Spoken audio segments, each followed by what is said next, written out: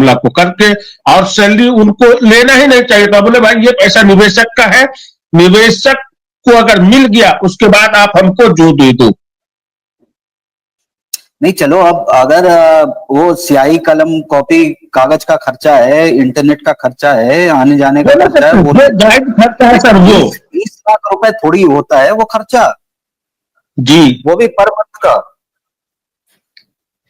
18 महीने में 20 लाख रुपए आपने 20 लाख रुपए के हिसाब से आप सोचो कितना ले चुके वो। दुबे जी कुछ कहना चाह रहे हैं, बोलिए बोलिए दुबे जी बोलिए, म्यूट है आप सर। सर बोलिए बोलिए, फिर से म्यूट हो गए सर। हेलो जी। हाँ बोलिए। ये भारतीय न्याय व्यवस्था का जीता जागता उदाहरण है। इनकी संवेदनशीलता दिख रही है सर, कि रिटायर्ड जज पूरे जीवन भर का उनके पास अनुभव होगा, कितने दुखी पीड़ितों को इनने देखा होगा। और आप यहाँ पैनल पे देखिए, ये श्रीमान मैंने जो, मैं इनको व्यक्तिगत नहीं कर रहा हूं, मैं न्याय व्यवस्था के ऊपर बोल रहा हूं सर, कि आपने जब आदरणीय वकील साहब से पूछा तो ये अभी तक भी, क्योंकि वो सुप्रीम कोर्ट के जस्टिस हैं, रिटायर्ड हैं, इसलिए आपका भी कोई हमको एक सलाह या मशवरा नहीं आया कि आपका क्वेश्चन जायज है नहीं। आपका क्वेश्चन 100% उन्होंने कहा है कि गलत है। दुबे जी उन्होंने कहा है गलत है। सॉरी मैं सुन नहीं पाया था सर, इसलिए मेरे को आपने सुना नहीं होगा। उन्होंने कहा है सुन नहीं पाया। लोग वैसे बचते हैं, सुप्रीम कोर्ट के जजों पे टिप्पणी करने से लोग बचते हैं, लेकिन देवेंद्र जी ने फिर भी कहा, उन्होंने कहा कि जज भी जो है ना सर, वो भी इंसान है, उनके पास बुद्धि भी होगा सर। नहीं ऐसा नहीं, सुप्रीम कोर्ट के जज महान है करके बोलो जी। आदरणीय देवेंद्र जी, मैं बिल्कुल सॉरी बोलता हूँ इस चीज के लिए, मैं सुन नहीं पाया था, इसलिए मेरे को थोड़ा सा अच्छा नहीं लग रहा था। बट ये है सर कि ये तो देखिए, यही तो एग्जाम्पल है हमारी उसका न्यायपालिका के संवेदनशीलता देखिए सर। और बड़ा नाम है, बोले बहुत नाम, क्या नाम है सर ऐसा, ये लेमैन बोल देता कि गलत हो रहा है, सही हो रहा है सर। तो आपका क्वेश्चन 100% सही है सर। और मैं तो अभी इंतजार करूंगा कि हो सकता है आदरणीय बहुत महामहिम जो भी है, परम आदरणीय हमारे जो भी जस्टिस हैं जिनको ये सैलरी ले रहे हैं, हो सकता है आप इनको ऐसा लगे कि मैं गलत कर रहा हूं, ऐसा कहूं साहब। धन्यवाद। हाँ अनवर जी आप कुछ कह रहे थे। जी सर, अब बतलाए सर, ये जो पोर्टल के बारे में जो सर बतलाए थे, तो इसी पे हम बात कर रहे थे सर, कि जिस इंसान का 1 लाख रुपया है उसको 10 लाख रुपया 10,000 रुपया मिलेगा, बाकी पैसा जो है सर इसका नोटिफिकेशन मिलना चाहिए। नोटिफिकेशन सरकार को जारी करना चाहिए ना, कि हाँ भाई हम ये जो है आपका जितना भी डॉक्यूमेंट्स है हम उसको टेस्ट कर रहे हैं। बिल्कुल जारी करना चाहिए, बिल्कुल सही बात है। 10,000 रुपया ही दे करके हम टेस्ट कर रहे हैं कि हाँ भाई आपका पेपर जो है आप लोग सही है, आपका टोटल चीज जो है ये सब सही है, ये टेस्ट हो गया। 10,000 रुपया दे करके उसके बाद बाकी जितना पैसा है आप नोटिफिकेशन जारी कर दीजिए कि 1 किस्त में हो या 2 किस्त में हो या 3 किस्त में, आपका पूरा मैच्योरिटी आपको मिल जाएगा, शुद्ध समेत मिलेगा। अब तो सर यहाँ पे ये सवाल समझ में नहीं आ रहा है कि सर 10,000 रुपया जो दे रहे हैं वो हमको क्या दे रहे हैं, मेरा मूल भी नहीं है वो। बिल्कुल जिस इंसान का 1 लाख रुपया निकलेगा उसका तो वो मूल भी नहीं है। आपका क्वेश्चन सही है। सरकार को जो है नोटिफिकेशन निकाल देना चाहिए कि भाई जिसका जो है टोटल पे ये करिए, क्लेम करिए, जिसका 10,000 से लेकर के 1 लाख तक है वो लोग ही जो है तो इस पोर्टल पे क्लेम कर सकते हैं। उसके बाद 1 लाख से 5 लाख तक वो लोग क्लेम करें, 5 से 10, 10 से 15, 15 से 20। नहीं सही है, ये भी आपका भी कहना सही है। अब मैं डिबेट क्लोज करूंगा और आखिरी कमेंट मुकेश चौहान जी से लूंगा। क्योंकि इससे सर इतना जो है ना भगदड़ जो है ना, भागदड़ नहीं मचता सर, इससे इतना लोगों में भगदड़ नहीं मचता। आदमी सब अपने अपने मैच्योरिटी के हिसाब से सर आदमी इंतजार करते जी।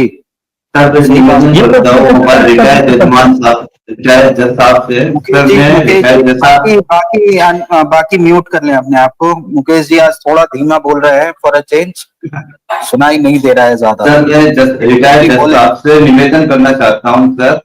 मैं रिटायर्ड जज साहब से निवेदन करना चाहता हूँ सर, आप 15 लाख की जो सैलरी ले रहे, आप उस 15 लाख की सैलरी जितना काम तो कर दीजिए सर, क्योंकि जमा करना बहुत परेशान है। तो आपसे निवेदन है सर, हम निवेदन करते हैं, उनसे कुछ भी कर सकते हैं सर, उनसे निवेदन है। वो 20 लाख वाले भी हैं सर 15 लाख जो ले रहे हैं हमारे जज साहब, रेड्डी साहब जो भी, उनसे निवेदन है जितनी सैलरी लेकर उतने जमाकर्ताओं का भुगतान तो करा दे सर, कम से कम इतना ही निवेदन है उनसे, हाथ जोड़ के निवेदन, कम से कम जमाकर्ताओं का जो परेशान है सबसे पहले उनका पूर्ण भुगतान किया जाए, ना कि 10 या 50,000, उनका भुगतान पूरा किया जाए कि उसको अधूरा नहीं रखा है, ताकि दोबारा वो पोर्टल पे नहीं आए।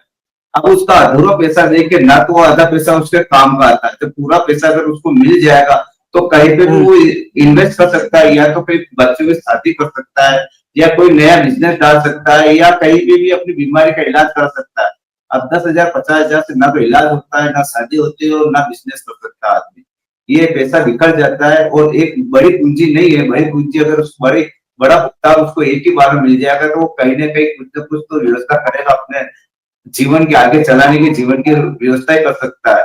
इसलिए निवेदन है जज साहब से कि आप ये जो कानूनी कार्रवाई सारी आप उस सारा प्रबंधक के ऊपर अपनाया जाए, उनके ऊपर डंडा चढ़ाया जाए, ताकि वो सारी मेंबरशिप की डिपेंडेंसी जो आ रही है उनके कारण से आ रही है, ना कि जमाकर्ता के कारण से आ रही है। जमाकर्ता के कारण से कोई डिपेंडेंसी नहीं आ रही सर। इनसे निवेदन है कि ये सारा डंडा हटकर का सारा इनके ऊपर हथौड़ा चढ़ाए, सारा प्रबंधक के ऊपर हथौड़ा चढ़ाया जाए, ताकि ये सारी डिपेंडेंसी दूर हो जाएगी और लोगों का भुगतान जल्दी मिलेगा। अब 5,000 करोड़ 2025 तक मिलेगा, 31 दिसंबर 2025 तक, ताकि तो तब तक तो आधे से ज्यादा जमाकर्ता तो मर जाएंगे। इसलिए निवेदन है भुगतान की जमा करता जो परसों मर गया, एक मिनट सर, एक भुगतान की जो तरीका है उसको बहुत तेज किया जाए भुगतान करने के तरीके को, ताकि उससे लोगों का भुगतान ज्यादा से ज्यादा हो पाए। सर यही निवेदन करना चाहता हूं उनसे मैं। और न्याय और जो अपने सुप्रीम कोर्ट का आदेश है उसकी तो सभी मतलब सम्मान ही करते हैं, और उसके विरुद्ध तो कोई नहीं जा सकता सर, और ना किसी को जाने का हक है। इसलिए जो सुप्रीम कोर्ट का जो आदेश है उसका तो सर्वोपरि सम्मान किया जाता है हमारे देश में। और सबसे निवेदन है कि जो हमारा जज साहब से यही निवेदन है, जो रिटायर्ड रेड्डी साहब से, ताकि वो भुगतान प्रक्रिया तेज कर दी जाए। मुकेश जी, आप मैं या कोई भी जो लॉ अबाइडिंग सिटीजन है इंडिया का, वो सारा सम्मान करता है, लेकिन जब ऐसी बातें होती है ना, ऐसी चीज हम देखते हैं, तो उसमें कहीं ना कहीं हर किसी को दुख होता है। तो ये चीज जो आज मैंने बोली कि सुप्रीम कोर्ट के जो रिटायर्ड जज हैं उनको सोचना चाहिए कि लोगों को पैसा नहीं मिल रहा है, उसकी वजह से कितनी प्रॉब्लम्स आ रही हैं लोगों के लाइफ में, और उनको हर महीने सैलरी मिल रही है, उनको पेंशन भी मिल रहा है, फैसिलिटीज भी मिल रही हैं, सारा कुछ हो रहा है। तो ये तो गवर्नमेंट को सोचना चाहिए, और इंसान को खुद भी इंट्रोस्पेक्ट करना चाहिए इस मामले में, चाहे वो जज हो, चाहे प्राइम मिनिस्टर हो, कोई भी हो, सभी को इंट्रोस्पेक्ट करना चाहिए कि हाँ क्या चीज गलत है, क्या सही है।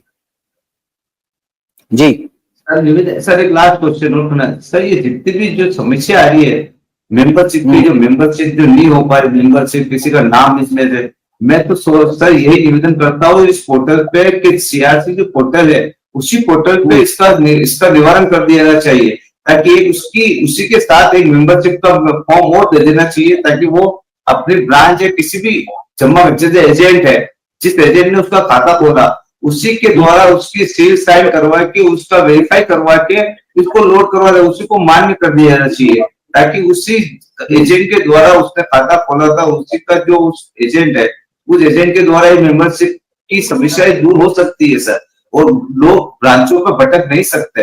अब ब्रांचें किसी की 300 किलोमीटर दूर है, जो ब्रांचें तो बंद हो गई, अब जोन ऑफिस है 300 किलोमीटर, किसी के 250 किलोमीटर, वो तो जा नहीं सकते हर आदमी को ले जाके, ताकि जिस एजेंट ने अकाउंट खोला था उसी एजेंट के द्वारा उसकी मेंबरशिप पे उसी का साइन और सिग्नेचर और उसकी सील लगवा दी जाए, ताकि मेंबरशिप वहां मान्य हो जाए, और ताकि ये सारी समस्याएं दूर हो जाएगी सर। और उसी पोर्टल के अंदर एक ऑप्शन दे देना चाहिए कि मेंबरशिप फॉर्म वहीं अपलोड हो जाए, ना कि ब्रांचों पे जाए और ब्रांचों से डिपेंडेंसी हटाई जाए, और ना कोई हेडक्वार्टर है सर, ये उसी पोर्टल के अंदर होना चाहिए सिस्टम सारा, ताकि मेंबरशिप वहीं से आप क्लियर हो जाए सर, और जो सिग्नेचर जो साइन में सारी समस्या वही हो जाए सर पोर्टल के अंदर ही, ताकि इनकी किसी की शाखा और प्रबंधक किसी की गलत नहीं करनी पड़े सर, इनको बार बार नहीं बोलना पड़ता है कि इससे ज्यादा भुगतान हो जाएगा सर इस समस्या से।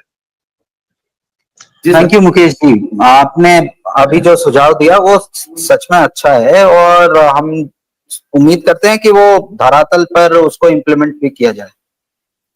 सर तो सहारा इंडिया का जितना भी एजेंट है ना सर, सर हाँ? सहारा इंडिया का जितना भी एजेंट है सर अपने ही समझिए सर, अपने ही गांव और मोहल्ले का ही एजेंट है सर। हम आप समझिए सर, हम आपस में मिलने जुलने वाले एजेंट है, एक पंचायत एक समाज के एजेंट है सर, उससे ज्यादा बेहतर जो है ना वो कोई नहीं समझ सकता है सर। बात सही है आपकी जी, पहले उससे ऐसा नहीं ज्यादा होता था। कोई नहीं समझ सकता है सर, क्योंकि एजेंट ही खाता खोला सर, उसी आधार कार्ड से, उसी इलेक्शन इससे पैन कार्ड से सर, उसी वोटर आईडी से एजेंट ही खाता खोला ना सर। तो उससे बेहतर तो सुधार कोई नहीं कर सकता है जी। अब सहारा इंडिया के आरएम जो है मान लीजिए 300 किलोमीटर है, वो काटने गए कि विजय जी कौन है, विजय सिंह लिख दिए या विजय शाह लिख दिए, विजय शाह कौन है, एजेंट से बढ़कर के तो कोई नहीं ना जान सकता है सर। सही बात है। एजेंट जब वेरिफिकेशन करके लिख करके देगा तो उसका लिखा हुआ को तो पक्का माना जाएगा ना सर कि हाँ भाई एजेंट जिन्होंने खाता खोला वही वेरिफिकेशन करके दे रहे हैं, ये सही है। हो सकता है लिखने में मिस्टेक हुआ हो, लेकिन पहचान पत्र वोटर आईडी तो सर वही है। सही है, क्वेश्चन आपका भी सही है। चलिए आज अभी डिबेट को यहीं खत्म करते हैं, आज की चर्चा जो है यहीं पे खत्म करते हैं। सर कल कन्हाई जी कहाँ गए सर कन्हाई जी कहाँ गए, और न्यूटन मंडल कहाँ गए सर, बहुत कूद रहे थे आकर के, न्यूटन जी कहाँ गए कोलकाता से? कहा न्यूटन जी कहाँ पर हैं ये मैं नहीं जानता हूँ, और कन्हाई जी भी कहाँ पर हैं ये भी मैं नहीं जानता हूँ। अवधेश जी तो सर, अवधेश जी भी वो बहुत बोल रहे थे ना कि हम सही बोल रहे हैं, ऐसे कहाँ गए? हम तो यही उम्मीद करेंगे कि कल जब हमारी डिबेट शुरू हो तो वो तीनों में से कोई ना एक आए, ज्वाइन करे और अपना पक्ष भी रखे, क्योंकि कन्हाई साहब जिस दिन से उन्होंने सबका केवाईसी मांगना शुरू किया उस दिन के बाद से मेरे ख्याल से वो आए नहीं है डिबेट पे। लगता है कन्हाई जी खुद के वाईसी बन करके सहारा के दफ्तर घूम रहे हैं क्या सर? अब इसके बारे में आप कल बात करते हैं मुकेश जी। जी सर, अगर वो डिबेट में आए ना तो उनसे तो सही में सर हम उनसे जवाब पूछेंगे, उनसे जवाब मांगेंगे। पहली बार मुस्कुराहट दिखी मुकेश जी की, अब मुकेश जी का गला ठीक हो रहा है लग रहा है। मुकेश जी आवाज आ रही है? चलिए मुकेश जी फ्रीज हो गए, इनका ऐसे ही हंसता हुआ चेहरा एक बार वो लेना चाहिए फ्रेम में। जी सर, बहुत बहुत कम देखने को मिलता है मुकेश जी का हंसता हुआ चेहरा। चलिए अब आज के लिए इतना ही। आप किवाई न्यूज नेटवर्क देखते रहिए, हम कल फिर आपके साथ में जुड़ेंगे 2 बजे। धन्यवाद। जी सर, धन्यवाद सर।